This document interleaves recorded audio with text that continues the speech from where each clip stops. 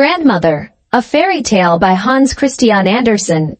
Grandmother is very old, her face is wrinkled, and her hair is quite white, but her eyes are like two stars and they have a mild, gentle expression in them when they look at you, which does you good. She wears a dress of heavy, rich silk with large flowers worked on it, and it rustles when she moves. And then she can tell the most wonderful stories. Grandmother knows a great deal, for she was alive before father and mother, that's quite certain. She has a hymn book with large silver clasps, in which she often reads, and in the book, between the leaves, lies a rose, quite flat and dry. It is not so pretty as the roses which are standing in the glass.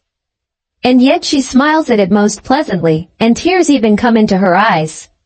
I wonder why grandmother looks at the withered flower in the old book that way. Do you know why?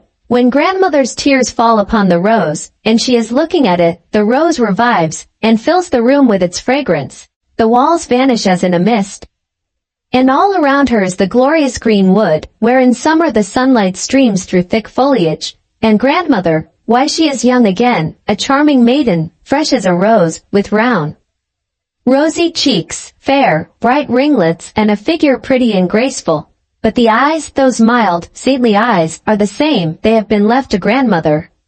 At her side sits a young man, tall and strong. He gives her a rose and she smiles.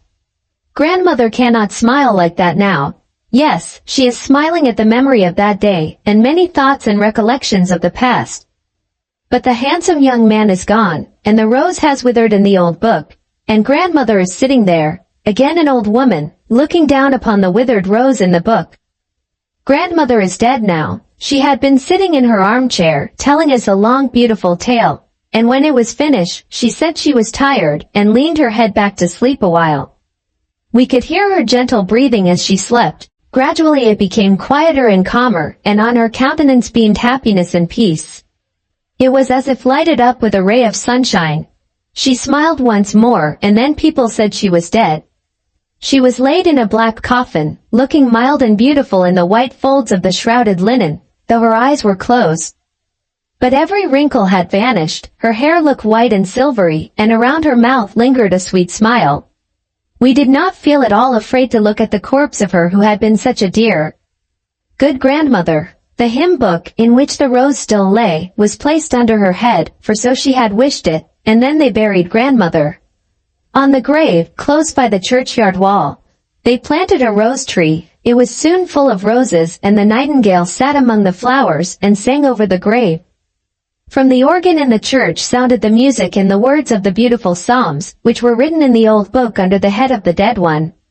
The moon shone down upon the grave, but the dead was not there. Every child could go safely, even at night, and pluck a rose from the tree by the churchyard wall. The dead know more than we do who are living.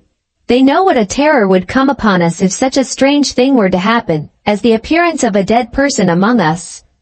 They are better off than we are. The dead return no more.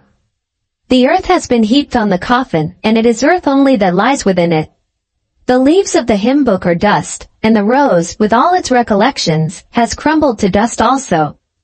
But over the grave fresh roses bloom, the nightingale sings, and the organ sounds, and there still lives a remembrance of old grandmother, with the loving, gentle eyes that always look young. Eyes can never die. Ours will once again behold dear grandmother, young and beautiful as when, for the first time, she kissed the fresh, red rose that is now dust in the grave.